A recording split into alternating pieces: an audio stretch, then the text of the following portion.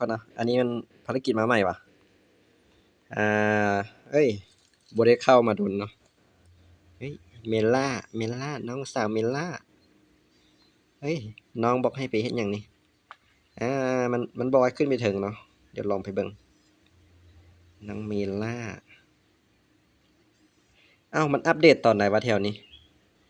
บ่ได้เล่นดอกหลายเดือนหลายปีเนาะมันนี่ก็เลยเข้ามาเล่นบางเกมในตำนานเลยนี่เฮ้ยมีหมีเฮ้ยมีมีเพียงกะหมีโคตรกากป้ามันโหดบ่หมานี่นะโอ้มันลบสกิล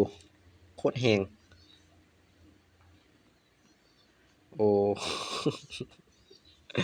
เออเฮ้ยมียุง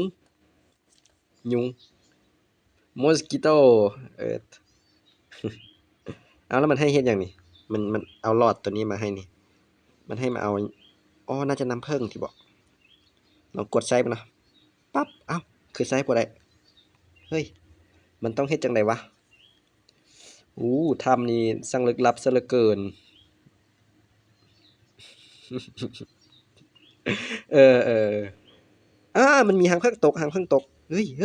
หางผึ้งต้องไปเฮ็ดหยังต้องใส่น้ำผึ้งว่ะเอ้ยเดี๋ยวเอ้ยเดี๋ยวเก็บเครื่องไว้ก่อนมันให้เฮ็ดหยังวะกดน้ำผึ้งโอ้จะได้อันที่ไอ้สีเหลืองๆนี่มาเนาะอ๋อมันบอกให้เอา10อันพุ่นว่ะแม่นว่ะเดี๋ยวต้องกดอีกบ่ตดได้ตัวนี้มาแล้วกดบ่อ๋อได้มาแล้วกดหางผึ้งเนาะอาภารกิจง่ายๆเลยตัวนี้ปั๊บพัวเอ้ยได้หยังตกเอ้ยห่ามึง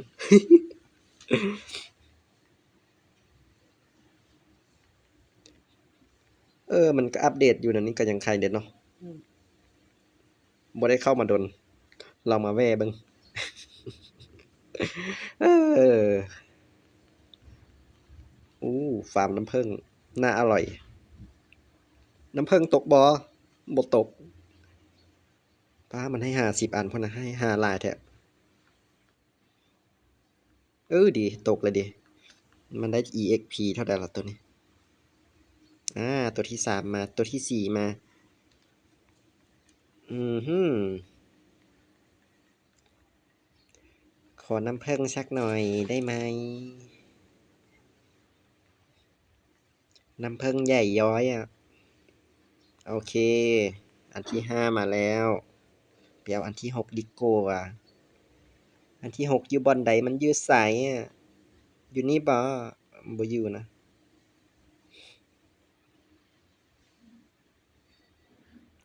โอ๊ยมันตกอันแดงๆนี่นะโอเคอันที่7มาแล้วจ้า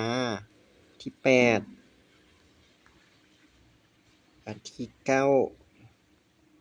อีกอันเดียวเนาะอีกอันเดียวกันไปเอาอันสุดท้ายแล้วบ่ตกแฮะบ่ตกนี่จะสุดท้ายเฮ้ยมีถ้ำเฮ้ยถ้ำน่าสยองอะเฮ้ยมีโตอีหยังอยู่เนี่ยโอ้ยเฮ้ยตัวสีแดงเฮ้ยมียุงสีแดงปังโอ้ปังเออบ่ไปละย้านมันตีแรงเกินมันสงสัยมันตีแรงเกินบ่กล้าไปแล้วออกมาดีกว่า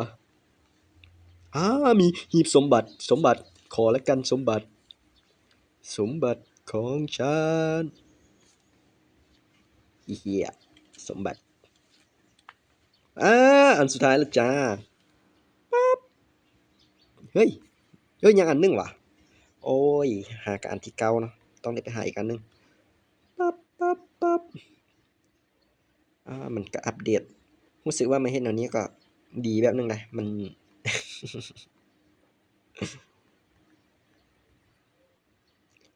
ลาลาลาลาลาลาเออ เฮ้ยบ่ตกได้จังใดหลายตัวปานนี้ตกให้ได้นะอะฮะอาโอ้ยได้ไม้ขีดไฟ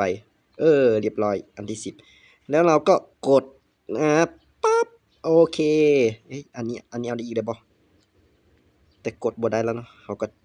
ทิ้มมันไปเลยภารกิจนี้จะได้จักเข้ไปเบิ่งนำกันวู้ฮู้ฮู้มีแต่ยุงเฮ้ยหมาเฮ้ยหมาลบเออถึงหมากัดเดี๋ยวตายนี่มีหมีพร้อมว้าวภารกิจมาใหม่มีหลายแฮะอืมหมาไล่กัดแล้วอย่าให้มันกัดนะเดี๋ยวตาย